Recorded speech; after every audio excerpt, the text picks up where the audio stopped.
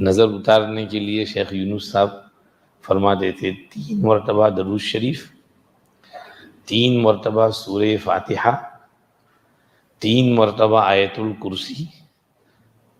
اور 3 مرتبہ چاروں قل یا ایھا الکافرون، قل هو اللہ، قل اعوذ برب الفلق، قل اعوذ برب الناس،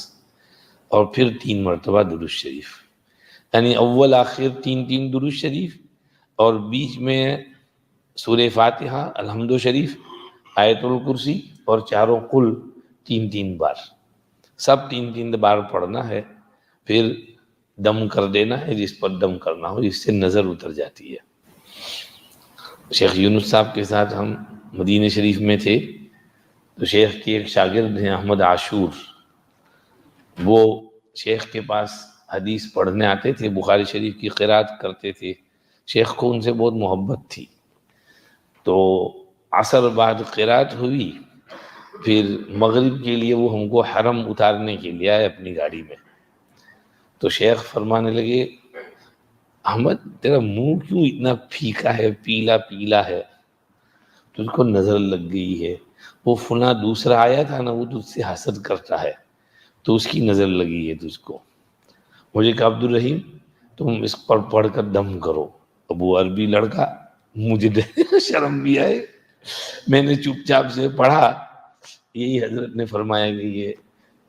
سورہ فاتحہ، آیت الکرسی اور چاروں قل 3 بار، اول آخر درود شریف 3 بار پڑھ کے دم کرو۔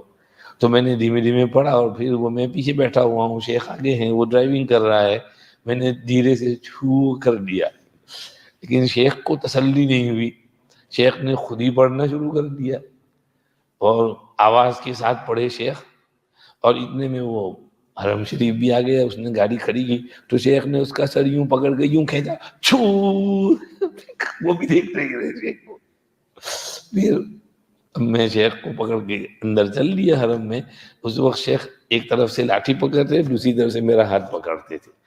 تو پکڑ کے ہم چلے حرم شریف میں، بٹھایا ہے مناسب جگہ شیخ کو، مغرب پڑھی، مغرب سے عشاء بیٹھے رہے، قرآن شریف پڑھتے رہے، پھر عشاء بعد مواجہ شریف پہ گئے، سلام پڑھا، سلام پڑھ کے باہر نکلے تو احمد عاشور جو ہے واپس لینے کے لیے ہم کو آئے تھے،